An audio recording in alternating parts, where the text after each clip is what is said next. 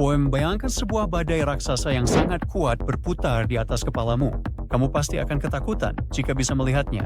Tapi badai ini tak terlihat oleh mata telanjang. Ini bukan badai biasa seperti angin topan. Fenomena dahsyat ini terjadi di luar angkasa. Badai luar angkasa adalah badai raksasa yang berputar, terbentuk bukan di lautan kita, melainkan di ionosfer. Ionosfer adalah bagian dari atmosfer atas bumi yang dipenuhi energi dari matahari. Badai luar angkasa tampak sangat mirip dengan badai tradisional kecuali mereka terdiri dari plasma, gas yang sangat bermuatan. Dan alih-alih menurunkan hujan air, mereka menurunkan hujan elektron. Badai raksasa yang berputar ini muncul di atas wilayah kutub bumi. Sekarang bayangkan badai luar angkasa sebagai corong raksasa atau pusaran energi yang berputar di atas wilayah kutub. Badai ini hanya bisa terlihat dari ketinggian tinggi atau melalui satelit. Badai luar angkasa juga menghasilkan aurora yang mirip siklon. Pertunjukan cahaya berwarna-warni seperti ini tampak mirip dengan aurora biasa, tapi ada perbedaan besar. Aurora luar angkasa biasanya berputar di dekat kutub utara selama beberapa jam, menurunkan partikel bermuatan ke atmosfer atas. Badai di bumi terbentuk dari air laut yang hangat dan daerah bertekanan rendah. Badai ini didorong oleh rotasi bumi dan energi panas dari lautan. Sementara itu, badai luar angkasa terbentuk melalui proses yang sama sekali berbeda. Mereka dipengaruhi oleh medan magnet, bukan oleh air di bumi. Ketika angin matahari, yaitu aliran partikel bermuatan yang terus-menerus datang dari matahari, bersentuhan dengan medan magnet bumi dengan cara yang tepat, hal itu menciptakan semacam pusaran energi yang berputar tinggi di ionosfer. Pusaran itu mulai berputar mirip seperti badai biasa yang berputar di atmosfer. Sekarang, mari kita mundur jauh ke tahun 2014. Itu adalah pertama kalinya para peneliti melihat badai luar angkasa besar di atas kutub utara menggunakan data satelit. Badai itu sangat besar, tetapi pada saat itu mereka belum tahu persis apa sebenarnya itu. Yang mereka ketahui adalah dasarnya membentang lebih dari 600 mil dalam diameter dan memiliki beberapa lengan spiral yang tampak persis seperti lengan badai tradisional. Badai itu juga memiliki mata yang tenang di bagian tengahnya. Di sana, plasma tetap diam dibanding wilayah luar berputar cepat. Beberapa bagian badai ini berputar dengan kecepatan hingga 4.700 mil per jam. Itu kecepatan luar biasa dibandingkan badai di bumi. Tim tersebut mengamati fenomena ini selama 8 jam, setelah itu badai tersebut perlahan-lahan menghilang. Para ilmuwan baru berhasil mengidentifikasi badai ini sebagai badai luar angkasa pada tahun 2021 menggunakan pengamatan yang telah dilakukan beberapa tahun sebelumnya. Badai luar angkasa memiliki beberapa ciri khas. Pertama, bentuknya seperti siklon, sangat besar, dan menghasilkan aurora terang yang bisa bertahan selama berjam-jam. Lalu ada mata badai, yaitu pusat badai yang tenang dan stabil. Badai luar angkasa juga menciptakan medan magnet melingkar dengan gangguan kuat di sekitarnya. Selain itu, para ilmuwan juga menyebutkan adanya hujan elektron di ionosfer. Hujan inilah yang menyebabkan aurora terang dan berwarna-warni tepat di bawah badai. Tapi bagaimana badai luar angkasa terbentuk? Untuk mengetahui proses ini, guys, kita perlu membahas dulu tentang aurora biasa seperti cahaya utara. Matahari memancarkan aliran partikel bermuatan yang juga dikenal sebagai angin matahari tanpa henti. Dan terkadang angin ini membawa ledakan energi besar menuju bumi.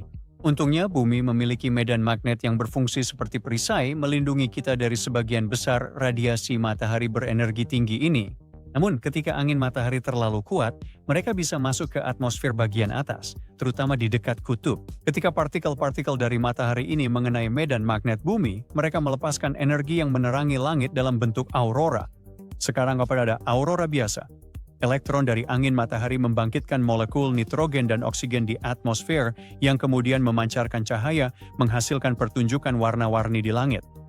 Badai luar angkasa mirip dengan aurora, tetapi terjadi di lintang yang lebih tinggi di atas wilayah tempat aurora biasanya muncul. Mereka menciptakan efek pusaran seperti siklon yang tampak sangat berbeda. Para ilmuwan masih mempelajari kondisi pasti yang diperlukan agar badai luar angkasa dapat terjadi. Namun mereka sudah mengetahui bahwa secara mengejutkan, badai semacam ini justru terjadi saat cuaca luar angkasa sangat tenang. Ini adalah kebalikan dari badai geomagnetik tradisional yang membutuhkan aktivitas matahari yang intens. Badai luar angkasa membutuhkan keseimbangan yang tepat antara angin matahari yang rendah dan medan magnet yang mengarah ke utara. Dan meskipun badai ini jarang terjadi, bukan berarti mustahil. Itulah sebabnya ada badai pusaran unik di atas kutub. Ketika para ilmuwan mengamati badai luar angkasa di atas kutub utara, mereka menemukan beberapa kesamaan yang mengejutkan dengan badai di bumi. Sama seperti badai pada umumnya, badai luar angkasa juga memiliki area pusat di mana plasma tetap tenang. Yang lebih menarik lagi, plasma dalam badai luar angkasa berputar berlawanan arah jarum jam, mirip dengan badai yang mengamuk di belahan bumi utara. Badai luar angkasa juga memiliki beberapa lengan spiral, persis seperti yang bisa Anda lihat pada citra satelit badai di bumi. Selain itu, badai luar angkasa tidak memerlukan angin matahari yang kuat yang biasanya menyebabkan gangguan di atmosfer kita.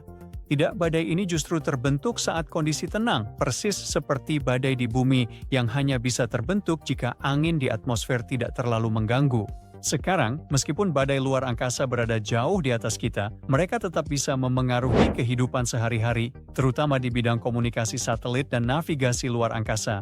Hujan elektron yang disebabkan oleh badai tersebut mengganggu sinyal radio yang melintas di atmosfer bagian atas.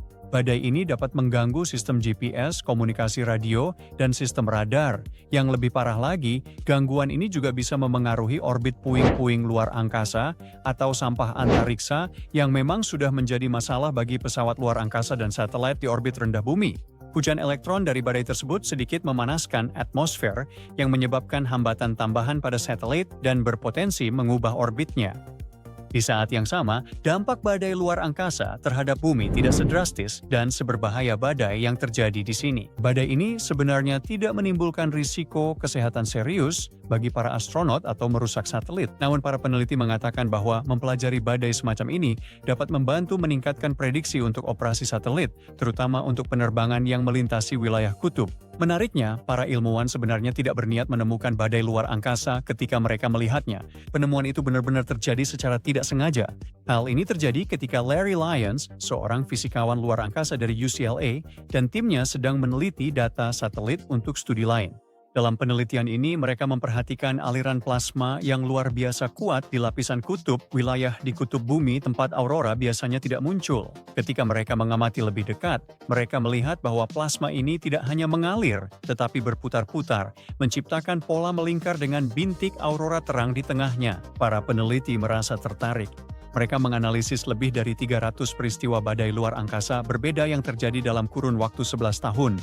Badai ini paling sering muncul pada sore hari selama bulan-bulan musim panas. Hal ini membuat para ilmuwan percaya bahwa mungkin ada waktu dan kondisi tertentu yang dapat mendorong terbentuknya fenomena ini.